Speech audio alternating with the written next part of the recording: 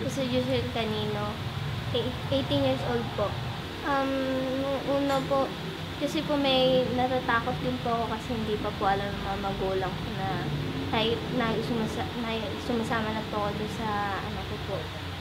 Nung parang tatakot po ako, parang gusto po ilaglag po, pero ko rin naman po na kasalanan din po yun. Bali, lang po, nung hindi ko pa po kasi nasasabi po yun sa asawa ko, bali yun po, sinabi ko po sa kanila, pero sa pamilya ko po, hindi ko pa po nasasabi yun. Bali, 5 months na po ako nung malaman nila. Opo. Bali po, kung noon po yung parang noon po yung napaka-responsable ko po. Ayan po, parang niisip ko na lang po yung una ko na kailangan ko maging matured para sa anak ko po. Meron po mga tao sa paligid ko na humuhusga po sa akin. Kasi nga po, bata-bata ko nga po, raw, nagpariwara po daw ako. Hindi ko rin naman po masisisi. Masaya rin naman po ako dahil nagkaroon na rin naman po ako ng anak. Kasi kung hindi po ako nagkaanak, siguro po hanggang ngayon siguro po naging miserable pa rin po po.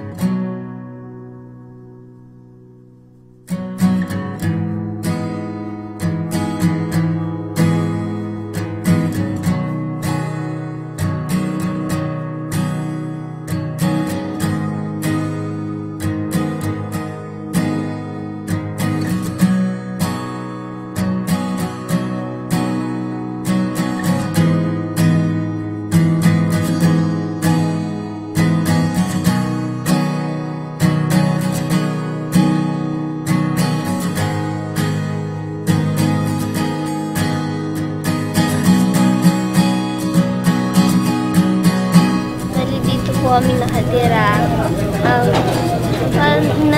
Parang binagyo po.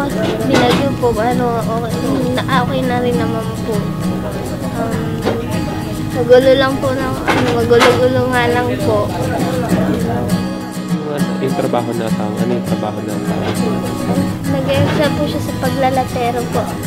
Paglaan ng bubong po. Kakabit po siya ng bubong po eh. Sapat ba yung kinikita ng asawa mo para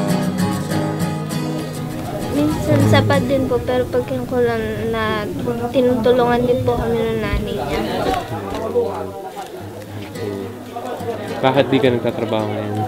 Bali, ayaw ko po kasi ng asawa ko dahil nga po nag-aano po sa yung bata. Balak po namin kahit mga 7 buwan na po siya bago po magtrabaho. Paggabi ba hindi kayo nahihirapan dito?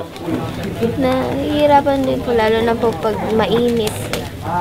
Lagi pong umiiyak po itong bata. Tapos minsan po umaano rin po ang mga lago.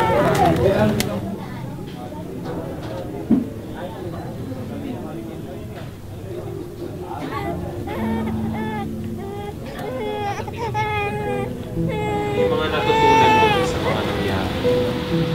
Natutunan ko po, yung pahalagaan po yung bawat oras, bawat araw na kailangan po mahalaga po yung bawat araw na binibigay po sa akin. Babalik po ako na hindi pa po ako naghahanap. Siguro po pinagpatuloy ko po sana yung pag-aaral ko. Tapos nakatulong pa po ako sa mga magulang ko. Yun po. Nahihirap po. Nahihirap po kasi po yung hindi ko maibigay yung mga pangangailangan po para sa anak ko. Kasi may yung asawa ko rin naman po kasi wala pa rin naman kung ano yung trabaho. Kaya po parang napahirap nga po ibigay yung mga pangangailangan po ng bata. Ano yung payong nais mong ibigay doon sa mga kabataan? Yung wag nilang hayaan na mapariwara sila. Kahit na mahirap ang buhay, kahit na sabihin natin na kulang pamilya, wag nilang pababayaan lalo na yung pag-aaral nila. Dahil yun lang naman po yung yung magiging kinabukasan po pag nakapagtapos po ng pag-aaral.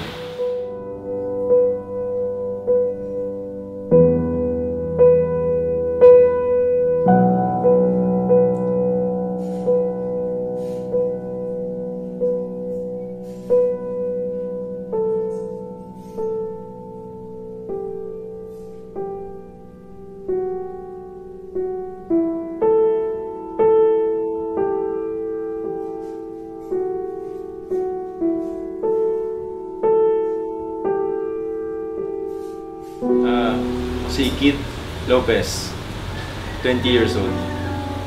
Nalaman ko lang nung 3 months na kasi bumili sila ng PT. Tapos ang trinay namin positive. Pati nung pangalawang beses positive pa rin. So, confirm na talaga. Ano yung reaction mo nung nalaman mo? Actually, magkahalo eh. May takot. Pero masaya. Kaya ako natakot kasi syempre, nung una, bago pa lang kami, usapan kasi namin, papa-abort yung baby. Pero nung nandiyan na kasi, hindi na rin naman namin kayang gawin eh. Kaya puro saya na lang. Tsaka nag-agree naman kami parehas. Ano yung pinaka-unang pumasok sa isip mo nung nalaman mo buntis yung girlfriend? Ako, sa totoo lang, maghanap ng trabaho kasi kahit ano. Ano yung pagbabagong kinailangan mong gawin para sa anak? Nung una, gumising ng umaga, maglinis ng bahay, maghugas ng bote, maglaban ng damit. Kaya yung mga pagbabago sa akin. Ako, recently lang, naisip ko na yung time pala na sinasabi sa akin ni mama na malalaman mo lang yung mga bagay na yan pag nagkaanak ka. Na lagi kami nag-aaway. Lagi ko siyang sinasagot na parang wala siya sa akin. Wala siya para sa akin pag kailangan ko siya. Tapos naisip ko lang na paano pala kung ganito ako inalagaan ni mama, kung paano ko alagaan. Hindi ko lang pala alam. Ano masasabi mo tungkol sa buhay mo? Ako, masaya. Mahirap, pero okay lang kasi pagka nakikita mo tumatawa yung baby mo, ngumingiti, kumakain ng marami. Pag nakikita mo lang siya, okay na eh. Mawawala yung pagod mo eh. Ano payo mo sa mga kabataan? Ako, ang payo ko lang, isipin niyo muna ng mabuti. Kasi hindi naman porket sila mama nga nagkaanak eh. Tapos, kinaya naman nila eh. Siyempre meron din mga stages na down ka na talaga na hindi mo kakayanin. Kung gusto mo talaga, kung kaya mo naman, pwede rin. Ikaw ang bahala dun eh. Buhay mo naman yan. Pero sana, habang bata ka pa, tapusin mo muna lahat ng dapat mong tapusin bago mo gawin yung mga bagay na nagawa namin.